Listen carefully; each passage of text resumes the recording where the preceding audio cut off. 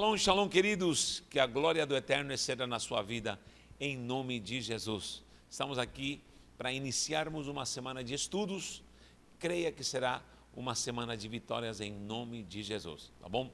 Desde já, se inscreva no nosso canal se você não é inscrito, dê um like e nos ajude a propagar a palavra do Senhor Jesus, tá bom? Quero lhe fazer uma pergunta de manada. Você sabe o significado do seu nome? Outra coisa, você tem filhos, quando você teve seu filho, sua filha, você colocou um nome sabendo o significado, a etimologia desse nome? Isso era muito importante nos tempos bíblicos e deveria ser importante nos dias de hoje.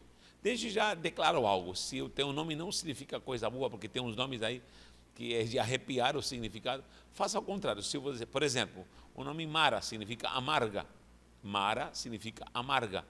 Se o teu nome significa algo talvez não muito agradável, faça ao contrário. Peça a Deus, me dá força para ser o contrário que significa o meu nome. E se teu nome tem um significado lindo, maravilhoso, por favor, exerça e cumpra a função desse nome com a graça e a direção do Espírito Santo na sua vida, tá bom? Olha só, tem um profeta na Bíblia que recebeu uma ordenança de Deus de colocar nomes estranhos aos seus filhos. Hoje eu vou tratar de Isaías, que teve 2 filhos, em Isaías capítulo 8, versículo 3. Veja aí, me acompanhe com esse versículo. Isaías 8, 3. Diz, e fui ter com uma profetisa, e ela concebeu e deu à luz um filho. Aqui é o segundo filho de Isaías. E o Senhor me disse, por-lhe-ás o nome de Maher-Shalal-Has-Baz, porque antes que o menino saiba dizer pai ou minha mãe, se levarão as riquezas de Damasco e os espólios de Samaria diante do rei da Assíria. Meu Pai do céu, olha o significado do nome dessa criança, está aqui o nome, Maher-Shalal-Has-Baz, Mem, Het, Resh, Shin, Lamed, Lamed, Het aqui, é fechada, é Het, Het, Shin, Bet e Zain no final. Maher, vou escrever aqui, Maher, Shalal, Has, vou colocar com H, Hash, aqui teria que ser com CH, mas vou colocar aqui Has, está escrito, transliterado em português, Has ou As, mas é Hash, Baz, Maher Shalal Hash Baz. O que significa esse nome, meu Pai do céu? Significa rápido despojo, presa fácil, presa segura. Quem teria coragem de colocar ao seu filho, ou a sua filha, despojado, ou você vai ser despojado, vamos traduzir para uma linguagem mais simples, ou presa segura, você vai ser uma presa segura, meu filho.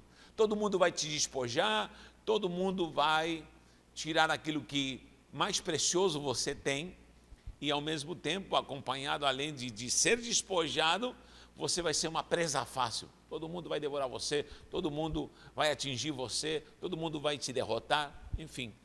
Havia uma sentença no nome de Maher-Shalal-Has-Baz.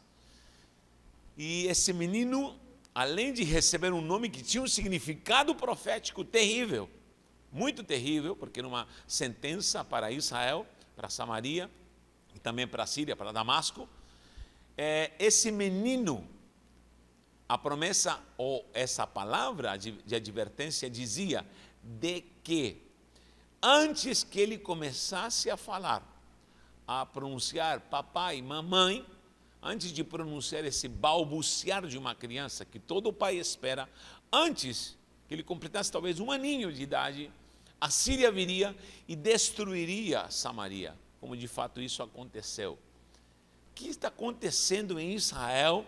Que Isaías é tomado pelo poder do Espírito de Deus, o Espírito da profecia, e começa a julgar e a profetizar palavras fortíssimas. Pois bem, Israel está afastado da presença do Senhor. Nós sabemos que há uma divisão entre Israel, Samaria e Judá, com Jerusalém, que seria depois a Judéia. Então, o que acontece? Nós estamos vendo um quadro onde a espiritualidade dessa nação e homens que deveriam ser santos, os sacerdotes, homens de Deus, se afastaram, reis se afastaram da presença do Senhor e fizeram tudo que é maquiavélico contra os princípios santos das ordenanças de Deus. E o que aconteceu? Veio o juízo. Em Isaías capítulo 1 você vai encontrar uma das mais alarmantes passagens escritas por esse profeta. E eu posso falar também que uma das mais alarmantes passagens da Bíblia Sagrada, ali em Isaías capítulo 1, me acompanha com esse versículo. O versículo 3 diz: o boi conhece o seu possuidor e o jumento a manjedoura do seu dono, mas Israel não tem conhecimento, o meu povo não entende. Que coisa triste. O animal, um jumento, um boi conhece o seu dono, a voz do seu dono, mas meu povo não tem conhecimento, meu povo não me entende, meu povo não sabe acatar e receber aquilo que eu estou ordenando. Havia uma palavra de juízo porque Israel estava afastado da presença do Senhor. E eu vou lhe falar, toda vez que vem juízo de Deus, é que o povo realmente está afastado da presença de Deus. Principalmente os sacerdotes, principalmente os que governam, os que têm autoridade para administrar, liderar o povo e a igreja do Senhor. Quando os sacerdotes, quando os reis se afastaram do Senhor, veio juízo, veio praga e veio maldição. Nós temos que clamar nesses dias, porque o mundo está sendo açoitado, onde os governantes da terra, com suas ações, estão cheirando mal na presença do Senhor. Sacerdotes, me refiro a pastores, me refiro a líderes religiosos no geral, estão pregando imoralidade, estão pregando uma falsa doutrina, um falso evangelho. Está vindo o juízo de Deus. Esse juízo já veio várias vezes para o povo de Israel, para Judá. Veio o cativeiro assírio para Israel, depois veio o cativeiro babilônico para Judá. E é uma sequência de opressões malignas que vão se suceder por causa do povo estar afastado da presença do Senhor. Agora a pergunta é: quem era a Síria? Quem era a Síria? A Síria era uma nação que se levantou com uma cultura bélica, que tinha um exército poderosíssimo para guerrear, e foi avançando e dominando toda a Mesopotâmia, foi avançando e dominando povos. A Síria governou por séculos e esses homens eram adestrados para a guerra. O seu rei aparece em 1 Crônicas 5:26, procura aí 1 Crônicas 5:26, aparece o rei Tiglat-Pileser III. Esse Tiglat-Pileser III é o que ataca Israel e destrói e leva cativo o seu povo e oprime Israel. Isso, logicamente, por permissão de Deus. Só que a questão, além dessa criança, que era filho de Isaías, levar um nome de juízo e de maldição, imagina como seria a infância dessa criança. Ele cresceu e com uma marca de juízo sobre sua vida, a significância do seu próprio nome. Imagine agora a própria condenação de Deus para o povo de Israel, onde de fato os assírios derrotaram, mataram, assolaram e roubaram o mais precioso que Israel tinha. A questão é que Deus falou: antes que ele aprenda a falar mamãe, antes que ele aprenda a falar papai, os assírios vão vir. Em um período de 1 ano. Que perspectiva mais triste para uma nação que se perdeu diante do Senhor. Característica esta que me chama a atenção é que o menino, antes que aprenda a falar papai, isso significa antes que reconheça que tem um pai. Que pai não fica feliz quando o seu bebê ou a sua bebê o reconhece como pai e ao falar com tanta dificuldade ele diz papai, papai. Isso significa que há muita gente na igreja, muita gente que serve ao Senhor, que está projetando, que está ganhando vidas, que está fazendo a obra, que está empreendendo, está investindo, está ganhando discípulos para o reino, tem um útero espiritual que gera vidas e está perdendo. Eu conheço muita gente assim, que está empreendendo, está fazendo, só que só está perdendo. Muita gente está tentando levantar uma geração de gente santa, abençoada no útero espiritual, como é a ordenança do Senhor, de gerar discípulos. E isso nós acreditamos que é uma promessa de fertilidade para o seu povo, para gerar novos filhos na fé. O próprio Paulo sempre se destacava em tratar os seus discípulos, as igrejas que ele gerava como filhos.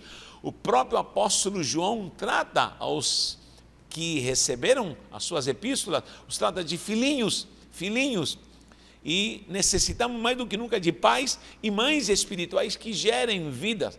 Mas há uma geração que está cansada, porque muitos desses gerados se perderam. Muitos desses gerados foram levados pela Síria. Antes que aprendessem o que é paternidade espiritual, antes que aprendessem a falar papai e mamãe, foram levados pelo poder maligno da Assíria. Isso é algo muito forte, porque eu conheço muita gente que não somente com vidas, mas planejou, trabalhou na obra, fez projetos, e antes que esse projeto fosse gerado com bênção, numa paternidade santa, o projeto ruiu, acabou, terminou. Nessa onda também de pandemia, já vi muitos pastores desnorteados, pessoas que estão revendo seus conceitos e estão analisando se eles têm chamado ou não. Meu Deus, tenho visto cristãos que nessa época de pandemia, de limitação, de frustração, estão desaparecidos e estão se questionando se são ou não são servos do Senhor. Cuidado, gente, a perseguição vem, a luta vem, a prova vem, até às vezes guerras espirituais, para ver de fato quem somos. O poder da Síria vinha para roubar, para tirar, para extirpar, e essa é a missão do inimigo: roubar, tirar. Por isso a palavra diz: guarda o que tens para que ninguém tome a tua coroa. O inimigo das nossas vidas quer roubar o mais precioso que você tem. Em primeiro lugar, você foi salvo, lavado, redimido. Há uma coroa de glória te esperando. Há coisas preciosas que Deus te deu, dons. Deus te deu ministério, te deu a graça da salvação, a virtude da salvação. E isso que o inimigo quer, te despojar.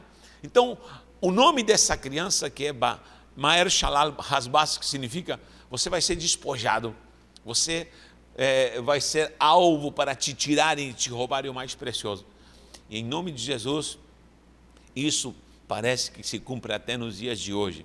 Há uma geração que está sendo roubada, sitiada e está sendo alvo fácil de inimigo. Então nós temos que clamar e repreender isso em nome do Senhor. Características desse exército da Assíria.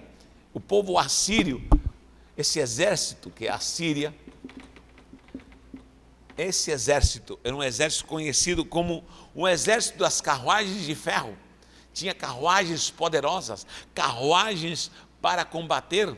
Eles cercavam as cidades e não tinha como alguém prevalecer contra o poder bélico desse povo assírio. Além disso, tinham flecheiros adestrados. Eles tinham flecheiros certeiros, dardos inflamados do inimigo. Terceiro, tinham cavaleiros, onde eles atacavam, eles tomavam os cavalos e adestravam cavalos para uma cavalaria, para cercar cidades, para pisotearem, para avançarem com a cavalaria. E quarto, cercavam as cidades, como os sírios também já fizeram isso em Samaria, os assírios também faziam isso, cercar cidades, era um costume na Mesopotâmia, uma estratégia de guerra, cercar cidades e deixar o povo morrendo de fome. Eles cercavam com toda a estrutura bélica, com carros de ferro, cavalaria, arqueiros, flecheiros, e rodeavam e ninguém podia adentrar e sair. Então, são estratégias hoje em dia do diabo contra a igreja do Senhor, contra a sua vida, contra valores da família, contra os bons preceitos da palavra do Senhor, e nós temos que vigiar. Sabe por quê? Porque hoje o mover maligno nas escolas, nas faculdades, na internet, onde você vê, o sistema está está avançando, há um poder assírio avançando. Essa pandemia é resultado, sabe do quê? De uma organização maquiavélica trabalhando no mundo, é uma conspiração satânica, de uma nova ordem mundial trabalhando contra, cercando a igreja do Senhor, preparando o território para o anticristo, o poder assírio. É o mesmo poder do Egito, eu já falei sobre isso aqui. Egito, Assíria, a própria Babilônia, depois Grécia, Roma, na sequência é um poder maquiavélico que vai avançando e já chegou aos dias de hoje. Atenção, a ONU, as Nações Unidas, as organizações mundiais de saúde, as organizações que ajudam ou supostamente trabalham em favor das crianças, tudo isso já são organizações maquiavélicas que estão trabalhando para uma conspiração final para levantar o trono para o anticristo e perseguir a igreja do Senhor. Então tome cuidado, esse poder maligno que prega a imoralidade, aborto, prega a defesa para homossexualismo, LGBT, todo tipo de movimento hoje em dia que se opõe à sã doutrina, todo tipo de liberdade sexual, libertinagem sexual, poder da fornicação, da promiscuidade, isso está já em todo tipo de armação colocada em doutrinas, até dentro de faculdade, de escola. A internet está bombardeando nossas crianças, e tome cuidado, porque esse é o poder da Síria. Essas carruagens de ferro avançam e estão dominando territórios, e nós precisamos nos posicionar diante do Senhor. Quando vemos hoje em dia a violência, a imoralidade, o feminismo, esse feminismo, chamam de feminazi, porque estão levantando uma bandeira ditatorial, defendendo a mulher de uma forma absurda e negativa, não é positiva. Só que a igreja precisa pregar a verdade. Nós, como pregadores, precisamos anunciar a verdade. E hoje em dia, quando eu prego contra o homossexualismo, prego contra a imoralidade, prego contra o aborto, prego contra a sujeira, parece que a gente está pregando e guerreando contra uma carruagem de ferro.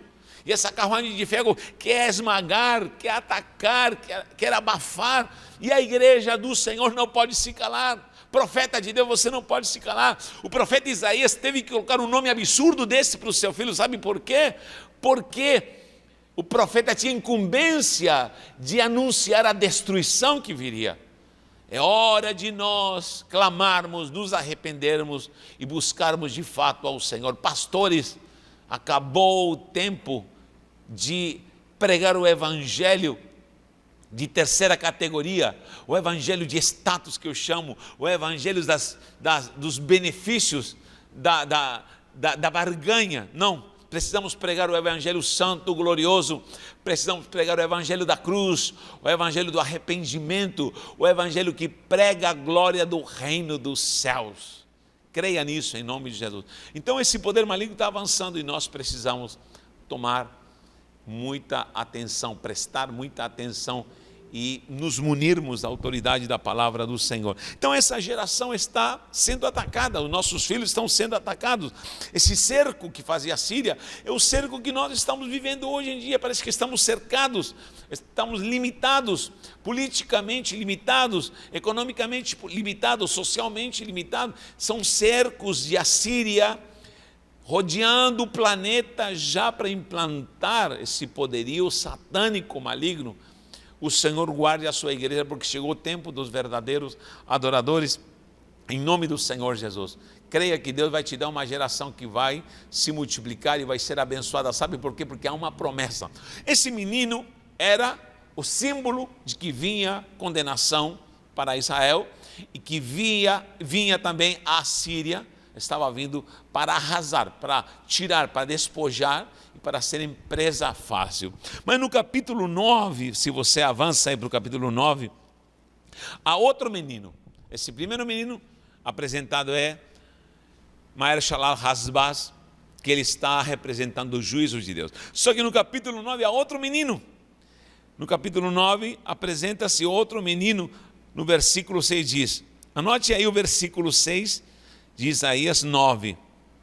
Diz, porque um menino nos nasceu, um filho se nos deu, e o principado está sobre seus ombros, e o seu nome será maravilhoso, conselheiro, Deus forte, Pai da eternidade e príncipe da paz. Vou ler o 7 também. Do incremento desse principado e da paz não haverá fim.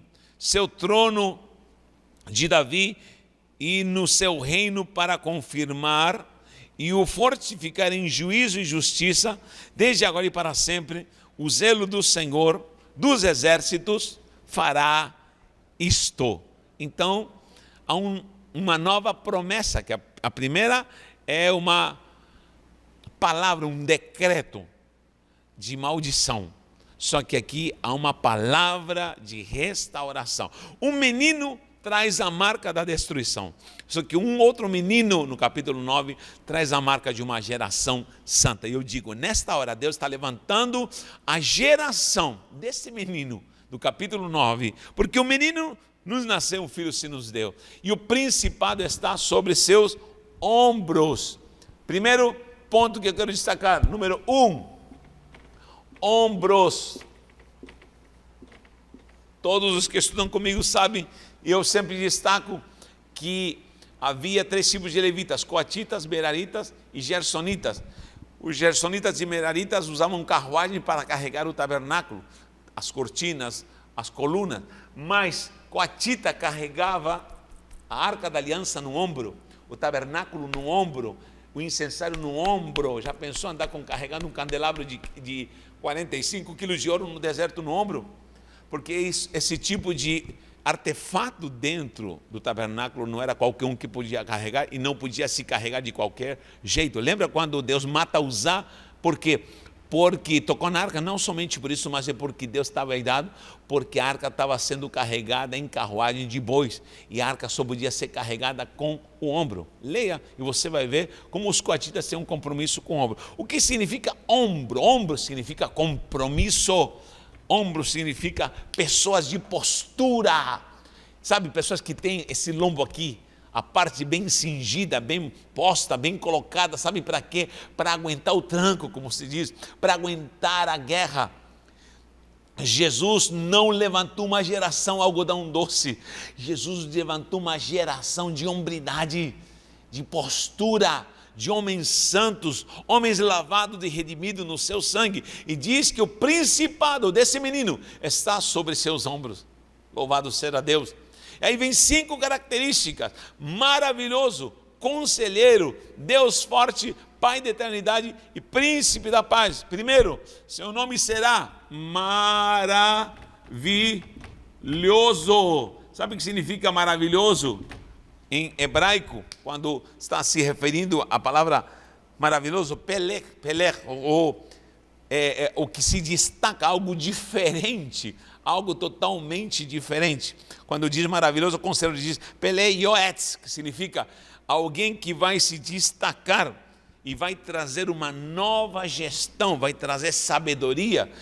A nossa geração, e declaro também que os nossos filhos, os seus filhos, creia nisso, não vão ser devorados pela Síria, não vão se corromper, não vão entrar na imoralidade que está sendo pregada nessa última hora, não vão entrar nessas ondas malignas do evangelho barato que se vende, mas serão homens de compromisso segundo essa ordem santa, que tem o principado santo nos seus ombros.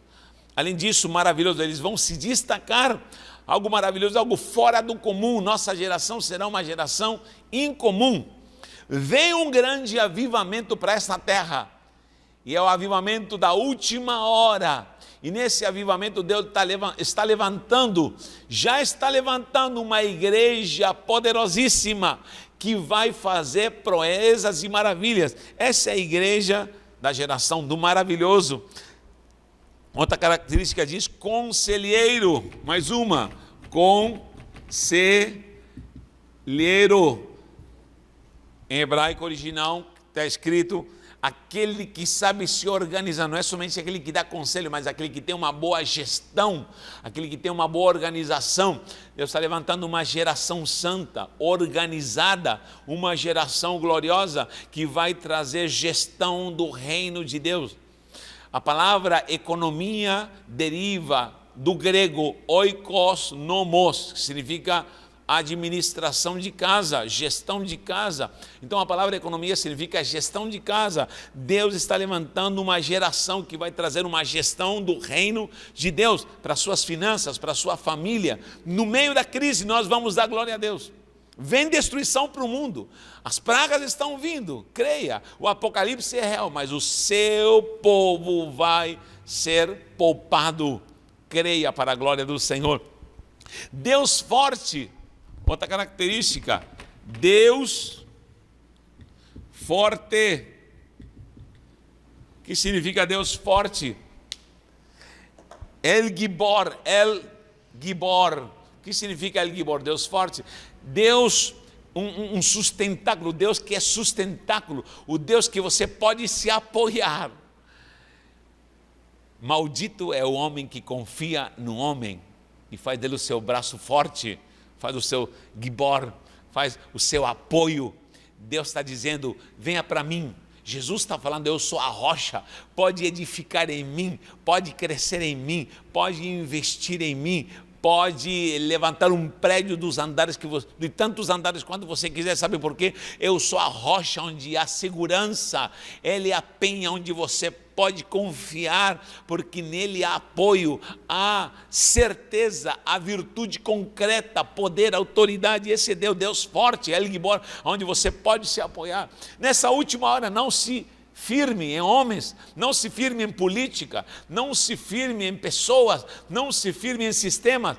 Olhe para o autor e consumador da nossa fé, o nosso Deus forte, Pai da eternidade. Meu Deus, Pai da eternidade. Eternidade, mais uma característica. Pai da eternidade, porque Ave é Pai, Av, Yad significa Pai para sempre. Por que para ir para sempre? E há muita gente que está sendo abortada na sua vida de fé. Como falei, há pessoas que empreenderam. Como falei, o próprio menino disse que seria despojo, presa fácil. O filho de Isaías, esse era o nome. Israel seria açoitado pela Síria e tudo seria terminado. Imagine quanta gente foi presa, quanta gente foi morta, foi assolada por causa do poder assírio. Tudo se interrompe quando há ataques, desolação. E a promessa deste menino, que é Yeshua HaMashiach, que é o nosso Emmanuel, diz que terá uma geração do Pai da eternidade, uma geração que vai ser para sempre. Tudo que você fizer a partir de agora, se você está embaixo desse manto, desse principado santo, vai se projetar para a eternidade. Eu vou ganhar almas, eu vou levá-las para a eternidade. Eu vou ter filho, vou ter neto, vou ter família, mas ela vai ser projetada para a eternidade. Eu vou trabalhar nessa terra, mas vai ser para a glória da eternidade, vai ser para o reino de Deus. Vou prosperar, vai ser para a glória da eternidade, vai ser para a glória do reino. Tudo que eu investir vai ser com projeção para a eternidade, para a glória do reino de Deus. Esse é o Pai da eternidade. E por último, príncipe, Sar Shalom, que significa príncipe da paz. Por que da paz? Porque a paz é Shalom, é a harmonia, é a conexão com Deus. Tudo que eu fizer vai ser com Shalom, com harmonia. Vou colocar aqui Shalom. Meu Deus, Shalom. Estou escrevendo isso em grego misturado com hebraico e português. Shalom, Shalom, Shalom, Shalom. Então, maravilhoso conselheiro, Deus forte, Pai da eternidade, com ligação à eternidade, mas com paz, com harmonia com Deus. É isso que você vai ter.